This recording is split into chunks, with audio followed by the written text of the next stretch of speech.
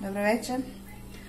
Želim se prvo zahvaliti svima koji su posjetili moj kanal, naravno i onima koji su se pretplatili na njega i koji me redovno prate. Nadam se da ćete isprobavati moje recepte pa javite utiske da li vam se koje znači jelo, kolač ili slično sviđa. Danas pravim Kinder Bueno tortu i ovdje znači prvo za biskvit izrežete masni papir i stavite u kalup za torte. Okolo naravno isto namastimo i sa brašnom, a dolje još sa margarinom ili maslacem s nečim namažete.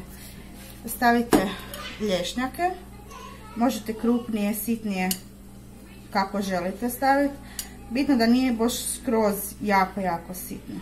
I to posipamo.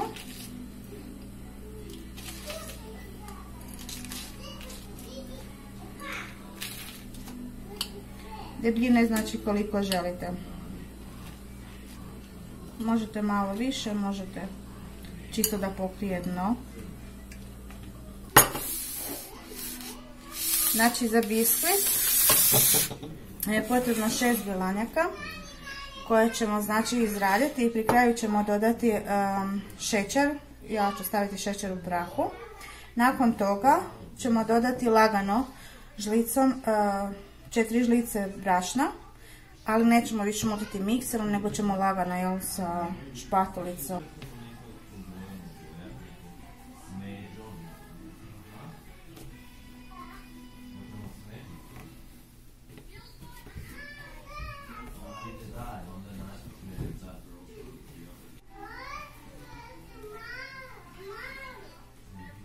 Nakon što smo dobro izradili, sipamo na lješnjake i stavljamo peći na 180. Fil pravimo od litre mlijeka. Dio smo izdvojili kada smo ga dodali u 6 žumanjaka, jedan pudigon vanilije, šećer, vanilin šećer i bustin. Znači to smo izradili s malo mlijeka. Kada nam se mlijeko ovdje ugrije, znači sad možemo polako sipati ovu smjesu i skuhati kremu.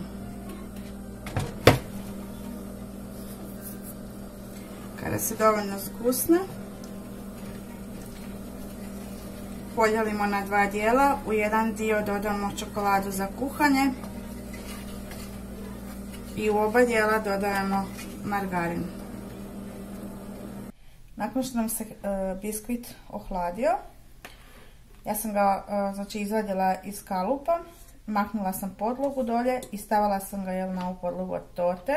Preokrenula sam ga naopačke, znači biskvit je dolje, gore su lješnjaci. Sada idemo prvo premazati sa nutelom.